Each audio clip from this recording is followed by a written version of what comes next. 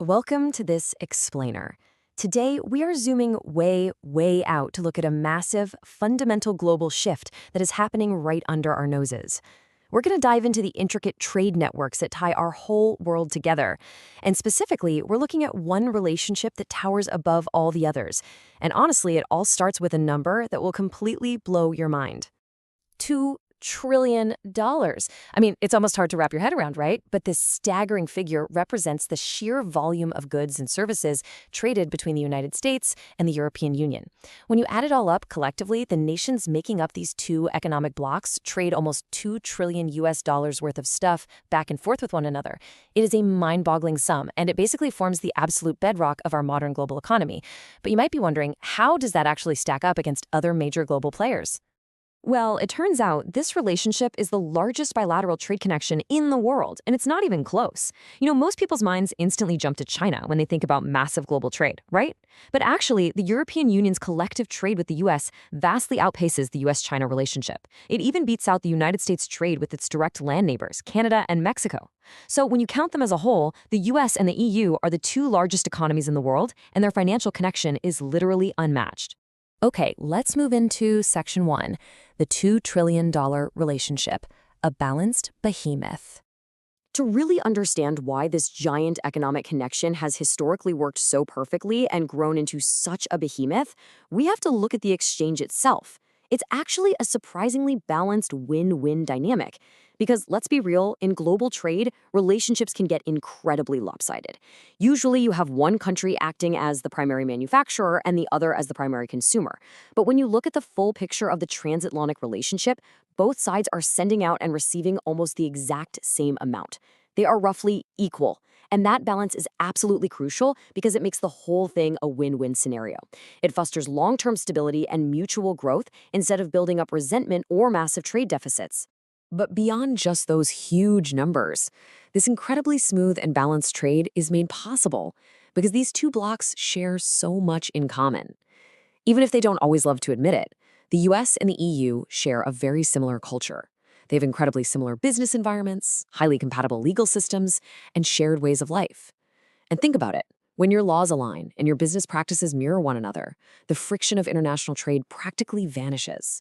Doing business across the Atlantic is just significantly easier than doing it with nations that have entirely different legal frameworks or cultural expectations. Which brings us to Section 2, trouble across the Atlantic, tariffs and threats. So nothing lasts forever in global economics, right? Over the last 12 months, this historically stable relationship has been significantly shaken up by several rounds of U.S. tariffs and some pretty heated, direct threats at EU members. Now, the stated reasons for these actions vary wildly. They range from protecting domestic U.S. industries to advancing specific geopolitical goals, all the way to providing domestic news cover over certain documents. And listen, we are absolutely not here to take a side on the politics of this. But we do have to look at the reality of the situation. The rhetoric is heated up, the tariffs are very real, and the traditional stability of this relationship is currently being put to a massive test. And regardless of what the true motivations are behind these tariffs and all that heated rhetoric, economists have been incredibly clear. They are overwhelmingly sounding the alarm that these disruptions pose immense risks to the American economy. But unfortunately for Europe, because their trade ties are just so intertwined, the risk to the EU is almost as great. And the truly terrifying part for Europe? They have very little control over it. They're essentially subject to the ripple effects of U.S. policy shifts without actually having a seat at the table where those policies are made.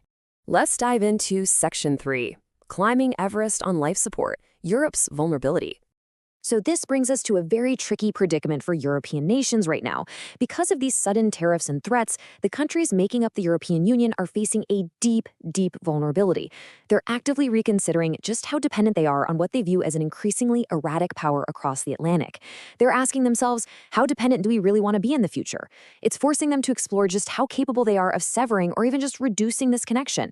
And perhaps most importantly, if they do need to make that break, they have to carefully evaluate the severe sacrifices that it would take to actually pull it off.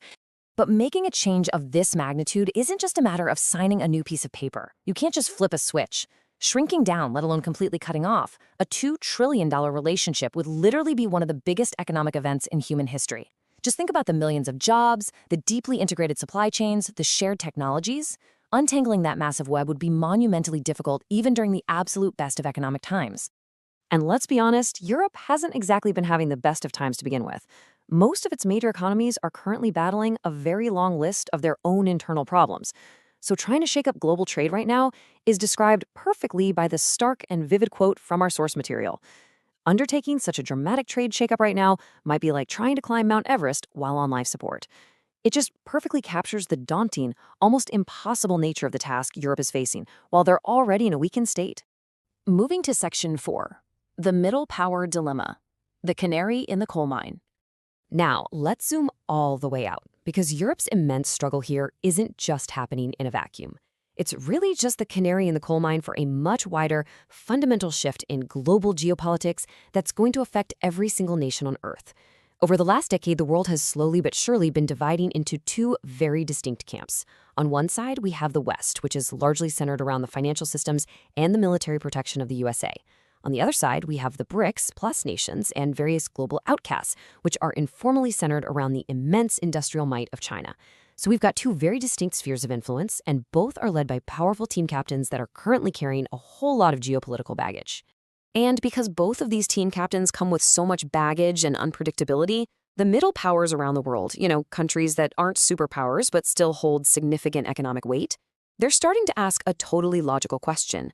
They're wondering why they don't just work with one another. Why not band together to prevent being bullied by the wild whims of either the United States or China? On paper, it sounds like a fantastic strategy, right? A third way out of a bipolar trap. But we're going to wrap up our explainer today with this highly provocative million-dollar question.